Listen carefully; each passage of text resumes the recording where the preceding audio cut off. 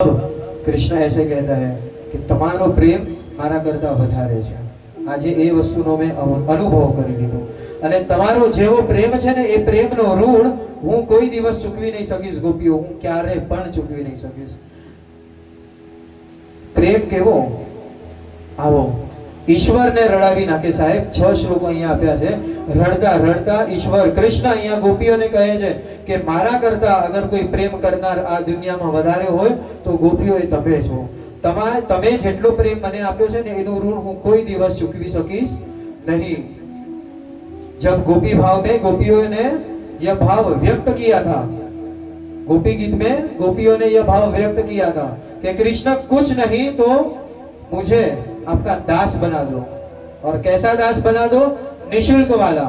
क्यारे पण अमने पैसो नहीं आपता, क्यारे पण अमने जमवानुं नहीं आपता, पण अमने तमारो दास बनावी दो कि कायम माटे अमे तमारी सेवा करीए।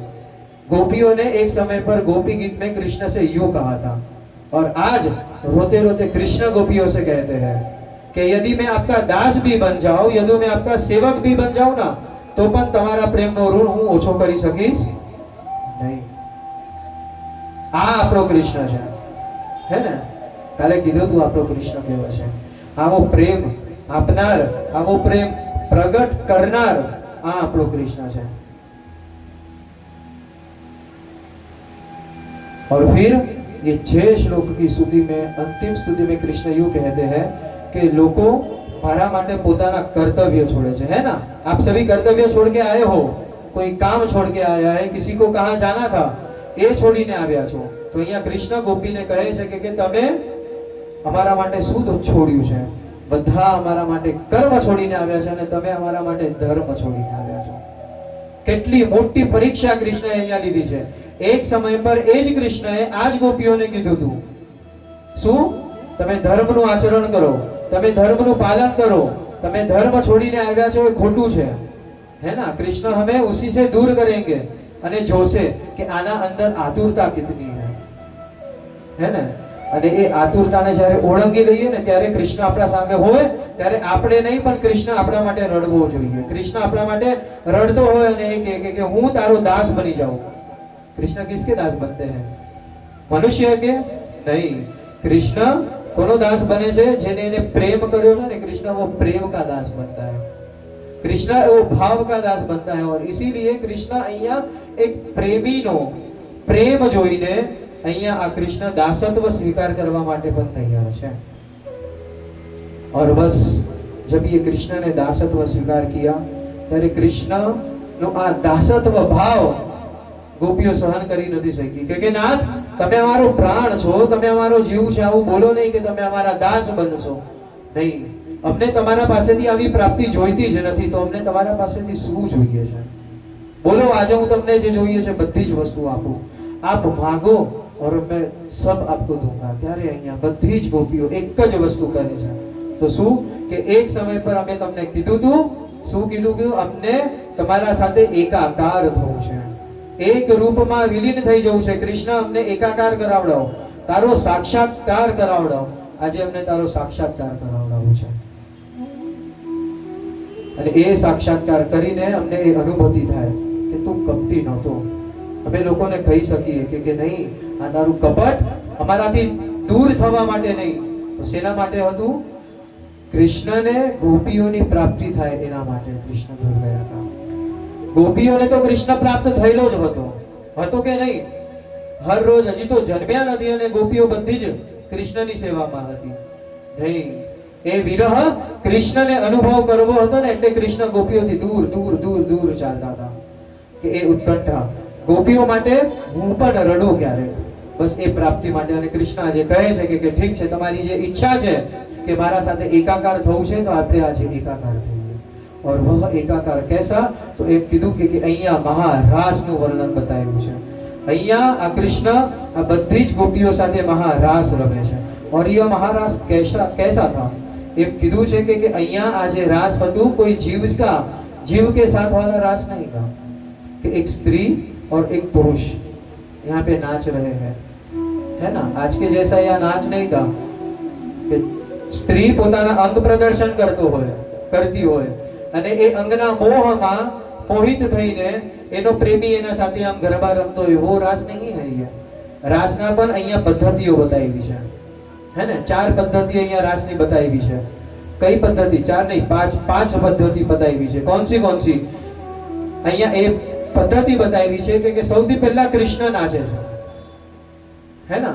और जहां पर भी कृष्ण के पैर पड़ रहे हैं ना, तो सबसे पहला नियम रास का यही है कि जहां पर कृष्ण के पैर पड़े वहीं पर गोपी के पैर पड़ने चाहिए। वो स्टेप आवड़વો જોઈએ। और ऐसा नाचने के लिए हमारी दृष्टि किसी के काया पर नहीं, पर हमारी दृष्टि पैर पर होनी चाहिए, है ना? આવી રીતે રાસ રમવાનું બતાવ્યું છે। और તાળી કેવી રીતે પાડવાની બતાવી છે। અહીંયા વર્ણન આપ્યું છે કે જે બે કાળા વાદળા અથડાય અને અથડાયા પછી જે વીજળી બહાર નીકળે ને, એવી વીજળી તમારા હાથમાંથી નીકળવી જોઈએ। એટલા જોરથી, એટલા ઉત્સાહથી તમારે તાળી વગાડવાની છે, સ અલંકૃત થઈને। અને એના પછી અહીંયા સ્પષ્ટ રૂપથી બતાવ્યું છે કે સ્ત્રી હોય તો દુપટ્ટો અને પુરુષ હોય તો ખેસ શરીર પર રાખવું, શરીરનું અંગ પ્રદર્શન ના કરવું। શરીરનું આભૂષણ એ શું છે? વસ્ત્ર છે। પૂર્ણ વસ્ત્ર પહેરીને એ જ વસ્ત્ર સાથે રમતા રમતા તમારે રાસ રમવાનો છે। તો આ નિયમો અહીંયા બતાવ્યા છે। और यही रास आज कृष्ण गोपी के साथ खेले हैं और गोपी कृष्ण के साथ खेले हैं। એમ કહેવાય કે અહીંયા 8 गोपी અને 8 कृष्ण एक साथ रास रमे છે। हमने छवि देखी होगी, है ना? આમ ગોળ ફરતા 8 ગોપીઓ છે અને ગોળ ફરતા એમના હર એક ગોપીઓ સાથે 8 કૃષ્ણ છે। તો ये रास किसका है? तो એમ કીધું કે સૌથી પહેલી જે ગોપી હતી, है ना, ये गोपी भी थी।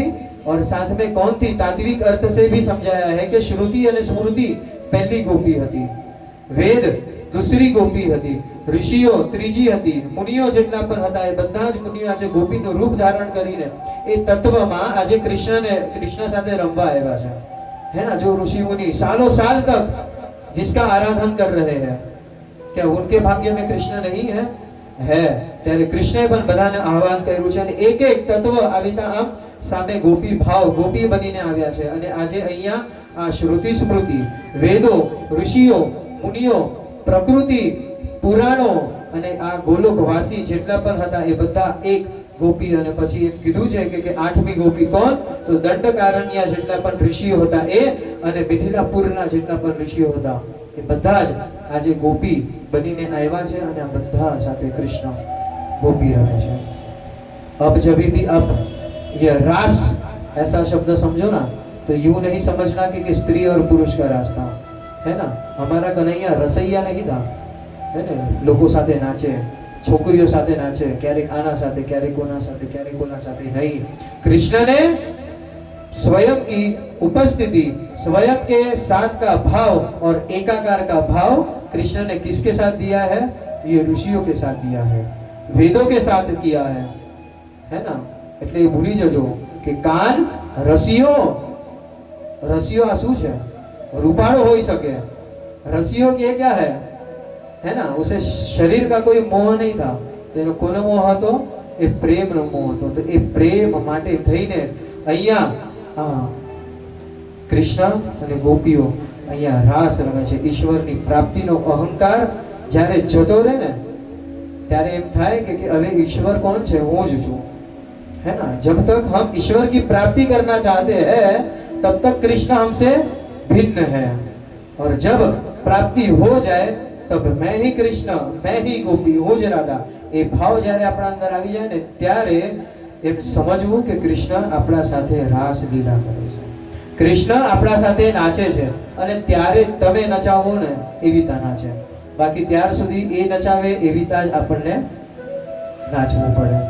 तो आइए हम कृष्ण के साथ थोड़ा सा रास खेलेंगे, થોડુંક નાચી લઈએ, થોડુંક કૂદી લઈએ। કેમ? કારણ કે કૃષ્ણ આપણા વચ્ચે છે। और कृष्ण हम सबको क्या सिखाते हैं? बार बार एक ही, जो हूँ वो मैं हूँ, जे छू ए हूँ छू। इसीलिए आज ये भाव करना है कि कृष्ण આપણા મધ્યસ્થમાં છે, કૃષ્ણ આપણા વચ્ચે છે, કૃષ્ણ આપણાથી અલગ નથી અને આપણે કૃષ્ણ સાથે મનોમન નૃત્ય કરવું છે।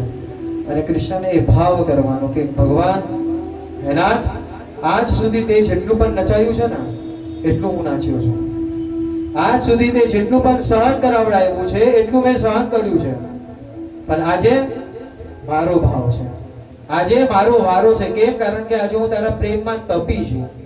આજે તારા પ્રેમના કારણે મારા આંખમાંથી અશ્રુ આવ્યા છે. કૃષ્ણ, તારી પ્રાપ્તિ મને થઈ ચૂકી છે. હવે આજે તારે મારા સાથે રમવાનું છે, રાસ રમવાનું છે. તો આપણે આવો 5 મિનિટ 10 મિનિટ જે પણ યોગ્ય સમય છે એ સમયમાં રાસ રમી લઈએ. જરાક શક્ય હોય તો 2-4 ખુરશી આગળ પાછળ કરીને થોડીક જગ્યા કરી દેજો, જેથી આપણને રાસ રમતા